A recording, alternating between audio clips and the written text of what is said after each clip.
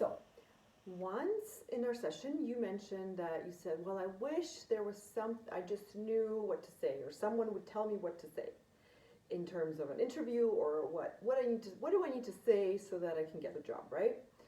And I am totally with you. I wish we were just given things to say to get things that we want, to get the job, right? Or to get our husband to do the right thing, the kids to do the right thing, right? You know, what do we need to do so that the world kind of behaves the way that we want to behave? And unfortunately, I know I can't give you that key. I can't tell you what it is, and that is disappointing. But I can give you something that you can say to yourself that actually works. Okay, so you said, oh, I just wish you would tell me what to say, or someone could tell me what to say. Well, I'm going to tell you what exactly you can say to yourself, or I'm going to demonstrate the conversation you can have with yourself so that you will know what to say in an interview, or you will know what to say in any situation if you decide to do this work. And well, you don't feel like you have to do this work. It's just an example of what's available, what's possible. You can adjust it to what you want to do as you kind of adjust it to your own style. But this is really a conversation to have with yourself, so that you can come to an interview or any situation, a meeting, a sales call, a meeting with an employee or with your boss, and know exactly what you want to say and how you want to show up. So this is what I do with myself and how I address these situations with myself. So I want to give you that exact process, okay? So first I start with listening out myself. I do a brain dump. I'm like, tell me all the things. I tell myself, tell me all the things. And my brain tells me all the things it's concerned about. And I write them down.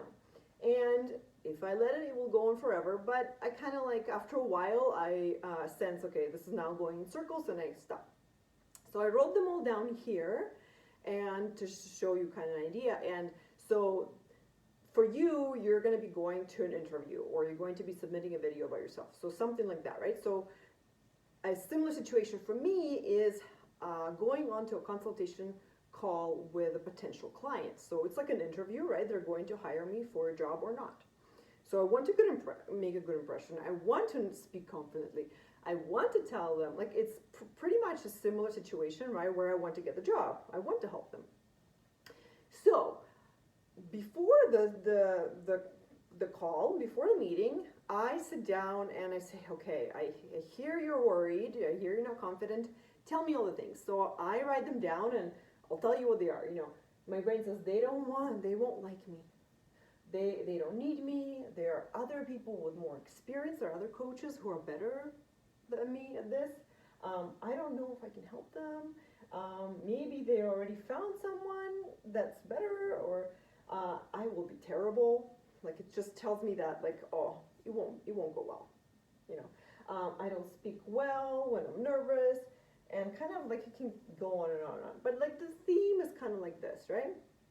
So I give a brain dump. I do it on paper because it helps me take my thoughts out of my brain and actually look at them outside of me. It's and give and see them. Oh, this is just what my brain's thinking. But when I'm thinking them in my brain, it's hard to separate them from my life. It just feels like it's true. So once I do that, I have the model that I use, which I already shared with you, that I apply. I just start with one thought, okay? You can do them on all of them. So when you do this, it seems like it would feel to you that like though all of them are true. But I want to suggest to you that they're not true. They're just your observations of your life. And even if you can find evidence for them, look at them as like sentences. They're just sentences that someone wrote in your head. Okay, so then I take it and put it into the model. And I kind of see what it creates for me, right? Like, I've done this with you before, so I do this with myself. Even if I know how it plays out, I still want to show my brain that, hey, when you think this, you create this. Because my brain doesn't want to do that. My brain doesn't want to slow down and take responsibility for the results it's creating with these thoughts. But when I do that on purpose, consciously, I show it. I say, okay, when you think this, there are others with more experience than me. You feel defeated. There might be other feelings for you and for me, but you feel defeated. And from that defeated feeling, you speak not confidently, and you imagine that you won't get the job before they even decide who gets the job, right? You're like, well, there's obviously more people with more experience, so I won't get the job, right? So that's kind of like subconsciously there, internal thought work that will be happening when you believe that. And so from that defeated energy, the way you show up in the call in the interview is you don't think about them and you don't show them that you can help them. You don't speak confidently. You don't should tell them how you can help them. You don't tell them how your experience will help them. And even if you do, your energy is more muted. It's more dull. It's coming from a doubtful place, right? You know what I'm talking, right? You can say the same things, but with like low confidence. Or you can say all the wrong things, but with so much confidence that they don't even care what you're saying, right? So, and then really you are showing them that you're not the best person for the job.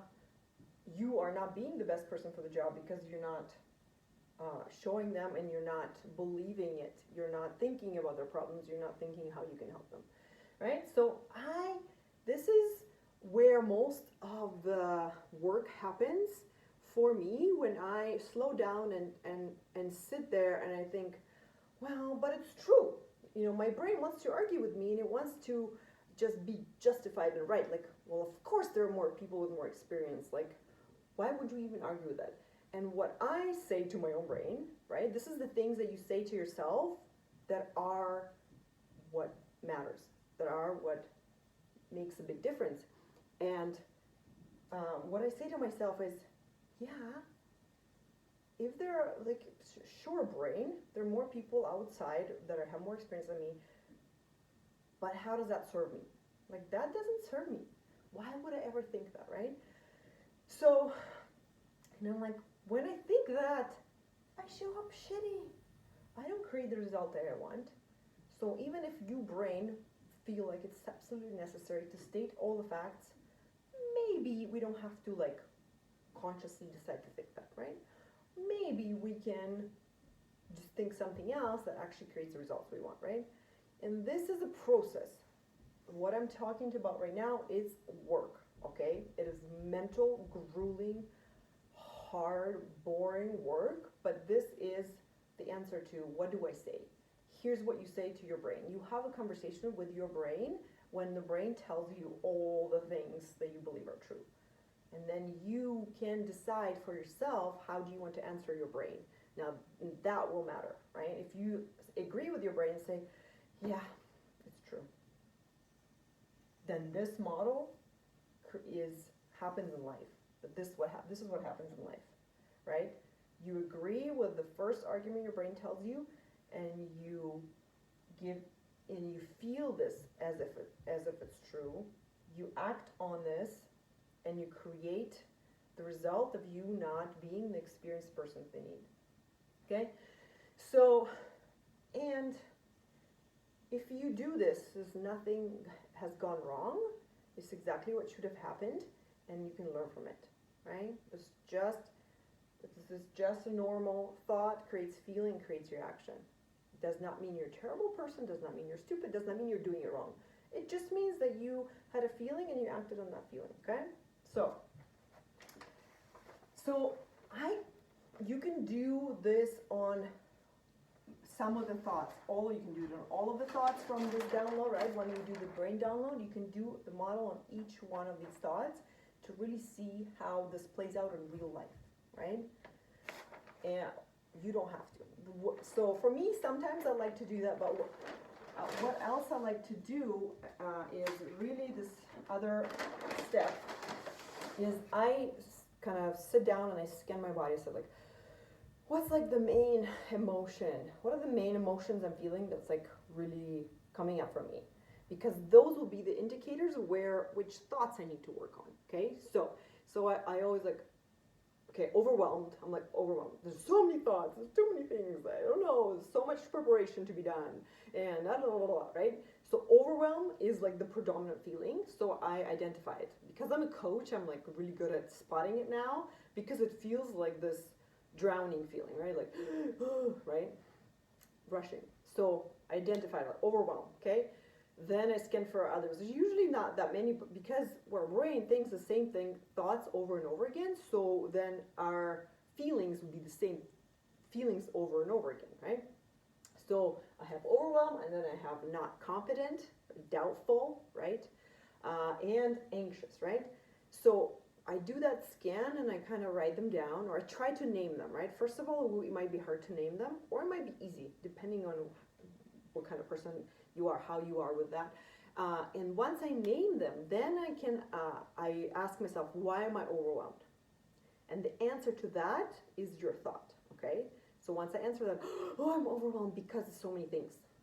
That exact answer is your thought. There's too many things. There's too many things. Too many thoughts. Okay, so you put that thought right here, above the overwhelm. So there are so many thoughts to deal with, right? Or too many things, or this is too much. Like this is too much is actual sentence thought that you keep thinking if you have overwhelm on repeat that you don't even notice that creates your overwhelm. So then I go to not confident or doubtful. What I ask myself, why am I not confident? And then the answer is I don't know if I can do it. I don't know if I can do it, right? That seems like you're just stating the truth of the world. But that is the combination of these words and these sounds in your brain creates the feeling of doubt, non-confidence. So I write it down. I don't know if I can do it. Okay? The last one is anxious. I don't know how it will go. For me, like anxiety, oh, how will it go? What will happen? I don't know, right? It's like that anticipation, nervousness, anxiety that's there. And so I write them all down, and this is where I have that really hard conversation with myself is, tell me what to say. Like this is what you said. Tell me, I wish someone told me what to say. So this is the moment where you decide what you want to say to yourself, okay? Because these are the arguments that your brain tells you and you believe and feel strongly, right? So as if you're talking to me, you would tell me all those things. I would address them or question them or to coach you on them, right? You and I would have a conversation. You would bring me this argument, there's too many thoughts, and I would ask you, is that true? Or I would coach you, right? So then, but when you're alone, right, there's a primitive brain behind here that spits out default thinking about our life that wants to protect you from all the feelings, from dying, from being rejected, from humiliation, from embarrassment, and it wants to conserve energy and seek pleasure. So that's your primitive brain. Our prefrontal cortex is what makes us human. That's the part that's human that we have that all animals don't have, with which we can think about the thoughts that we're thinking. So you can think, oh, I just thought I'm afraid I'm going to get rejected. And then you can decide on purpose, what do I want to think about me being afraid, right? This is where you engage your prefrontal, more human, advanced brain and have that conversation with yourself and talk to yourself to really show up in an interview confident, right? And when your brain says there's too many things, too many thoughts to deal with, right? This is what my brain tells me. Then I answer. I really sit there and answer. I tell my brain, come on, brain. First of all, it's not true. There's that many thoughts because we already listed them all. Fine, there's 20. Sometimes there's 5. Sometimes there's like only 3 that are like on repeat, right? So I tell my brain, there are only a handful of thoughts that keep repeating in my head. It's like a washing machine brain. Keeps on doing it, repeating it. And I answer that argument, but I answer it from a place of like what actually resonates with me, right? I'm not going to just cheerlead for myself and not believe it, right? It has to be something believable, right? So something that makes sense, something that shifts your feeling from being scared or overwhelmed to, oh, okay, you know, more positive neutral, or a feeling of taking responsibility for your life, right? And, or even if you stop feeling overwhelmed, that just means that you took enough space between you and that thought, and you're no longer believing and feeling it, right? So the feelings would really tell you whether you have addressed that argument in your head or not. And it's fine that you haven't, because it takes work, right? So it might take 1 or 2 or 3 times for you to really shift that feeling. Sometimes you might decide, you know what, I'm going to go and do the interview overwhelmed. You like, sometimes that is the work that we have to do, where you bring it along and you say, this is not going to be a problem. I'm only overwhelmed because I'm thinking this thought, and my brain is, you know, bent on believing it, right? So I want you to encourage to find the answers and the arguments to those arguments that feel believable to you, that feel true and shift your feeling, right? So then the second one was, I don't know if I can do it. That was my second argument. So then I answer that. I really sit there and I ask myself, is it true that I cannot do it? Well, it's not true. I've been to an interview before, right? I have spoken before confidently. I have gotten a job before, actually my last 5 jobs, for example, right? So you reason with your brain, your primitive brain who wants to freak out and not be reasonable. You sit down and reason with it. You say, hey buddy, look at the facts, okay? You have gotten promotions, you have gotten all the results, you have done it, you have literally done it before many times. So when you think I can't do it before, no, that's totally normal. You're freaking out, I got you, okay? Of course I'm nervous to go to an interview, but I can do it, right? So you kind of reason with it, right? And then the last feeling that I had was anxiety. Oh, I don't know how it will go. And the way that I have found to answer it for myself is to say, you know what, you're right. I don't know how it will go. Let's see what happens, right? And that creates for me a feeling of open to find out what will happen. Whether this interview will go amazingly, whether they will love me, whether I will love them, what learning I have, like what mistakes will happen, right? I am now open to failing. I'm open to it not going the way I want it to go. I'm open to whatever happens, right? So that's my answer to my thought, I don't know how it will go. So those are just some examples, right, of how this can go. So I'm still not telling you exactly what you can say to yourself, except this one thing, okay? This is just an example of the conversation you will have with yourself about your arguments. But I really try to summarize it for you in one sentence, what you can say to yourself. And here's what it is. All that is happening is I'm having a feeling, which is a vibration in my body that is caused by my thought. And I can really feel any feeling, okay? So whatever your brain comes up with, your answer to it is yes, I can handle this. I can feel this, right? And it's okay if I'm believing them sometimes, because sometimes I believe my thoughts. My brain tells me all the thoughts and I believe them, and I can handle the feelings that come with them, right? So and it helps to imagine a worst case scenario. Always, because we're so afraid of it, we're bracing ourselves against it, and we're not doing the work to not create it. Instead, we're actually creating it more by being afraid of it, right?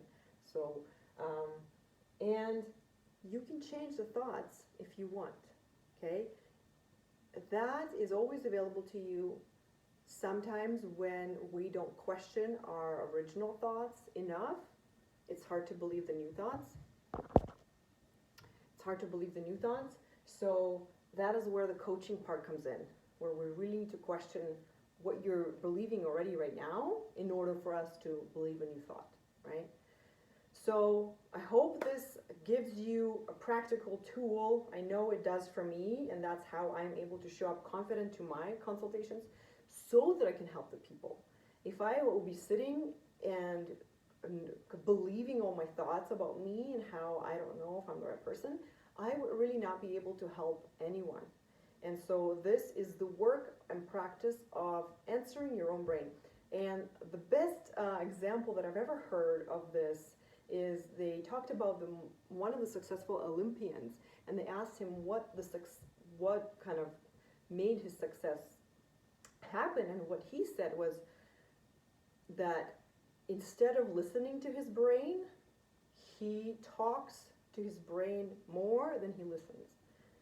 That was his definition. And so this is exactly what I'm suggesting here for you, is talk back to your brain more than you listen to it. Okay, be your brain's parent. You are your brain's boss, not the other way around.